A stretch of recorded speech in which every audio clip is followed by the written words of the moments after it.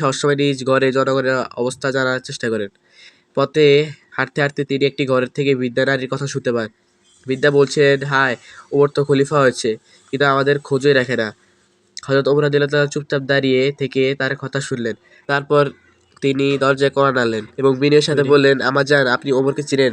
বৃদ্ধা উত্তর দিলেন, আমি ওমরকে চিনি না, তবে শুনেছি তিনি খলিফা হয়েছেন, কিন্তু তিনি আমাদের মতো গরিবদের খোঁজ নেন না।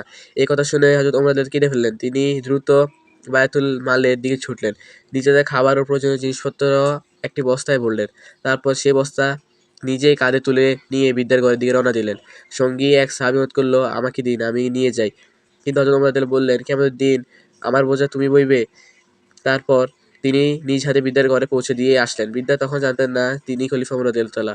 এই ঘটনা প্রমাণ করে ইসলামে নেতৃত্ব কেমন হওয়া উচিত, যেখানে শাসককে তার জনগণের জন্য নিজ হাতে কাজ করতে হয়, বিনয়ী হতে হয় এবং